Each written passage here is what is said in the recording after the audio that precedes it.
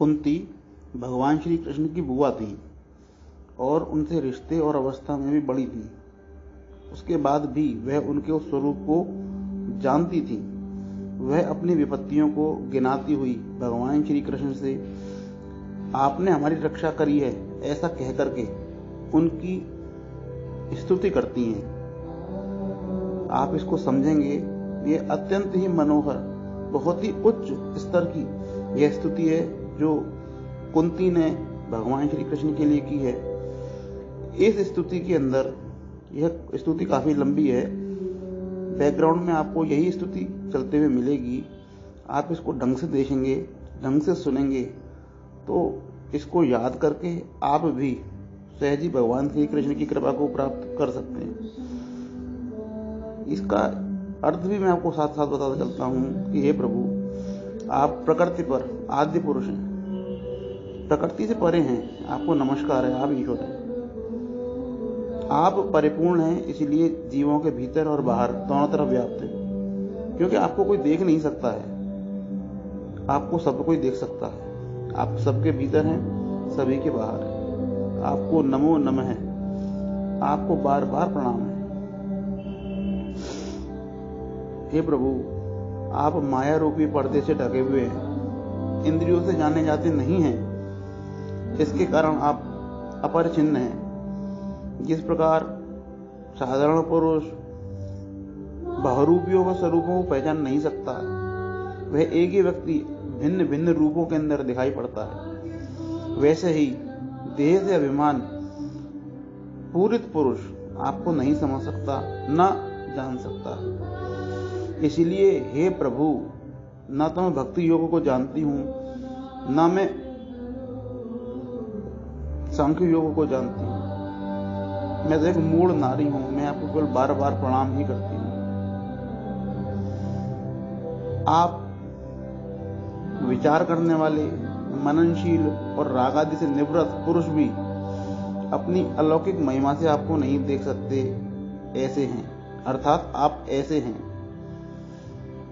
जबकि उनकी यह दशा है कि वह तो भक्ति योग और ज्ञान योग का आचरण करने के लिए या भक्ति योग या ज्ञान योग के स्थापन करने के लिए अवतीर्ण हुए हैं, तो हम आपको कैसे जान सकते हैं प्रभु? आप दया करें।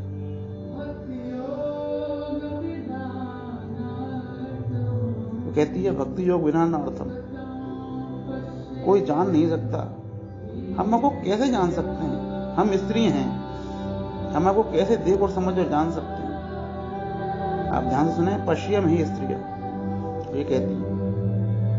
इसके बाद वह बार बार उनको नमो नमः कह करके बार बार उनको प्रणाम करती हैं। वे उनको अपने भतीजे के रूप में नहीं, साक्षात परमेश्वर के रूप में देखती।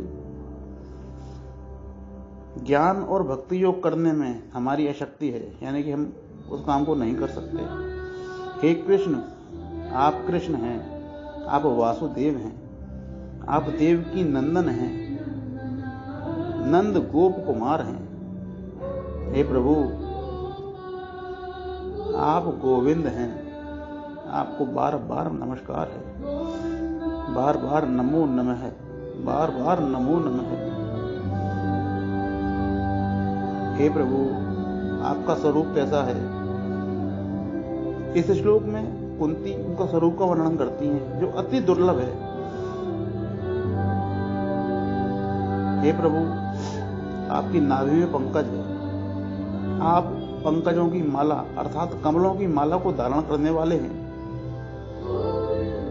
हे गोविंद, आप पंकज के समान प्रसन्न नेत्र वाले हैं। हे गोविंद, आप कृपा करें। आपके चरण कमल न होकर के कमल चरण हैं, अर्थात आपके चरणों में कमल अंकित है। आपके चरण कमल के सदृश नहीं है, आपके चरणों में ही कमल हैं। ऐसे देव, ऐसे गोविंद, आप दया करें। आपको नमस्कार है, आपको नमस्कार है, आपको बार बार नमस्कार है। यह इतनी सुंदर प्रस्तुति है। यह स्तुति काफी लंबी है, इसमें करीब 28 के आसपास पद है। लेकिन शुरुआत के केवल 5 पद ही आपको दिए जाते हैं। आपका काम इसी से चल सकता है। नवरात्रि का समय है, भगवान श्री कृष्ण की ऐसी दिव्य स्तुति है ये। भगवान श्री कृष्ण का नाम लेकर के इसको आप शुरुआत करें, इसको देखें, पढ़ें, समझें, इसको याद कर लें।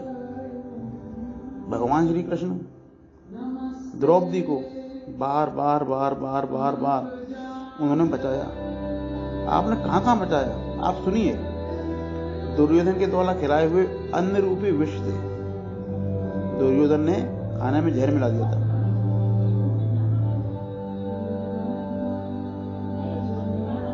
लाह का जो घर लगा बनाया था उसमें आग लगा दी गई थी, वहां से बचाया।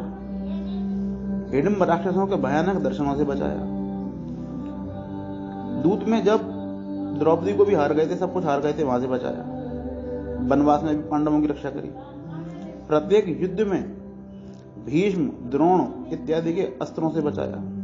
और सबसे अंत में अर्जुन के लड़के को जो गर्भ में था उसको मारने के लिए ब्रह्मास्त्र छोड़ दिया था अश्वत्थामा ने। उससे भी प्रभु श्री कृष्ण आपने ही हमारी रक्षा करी है।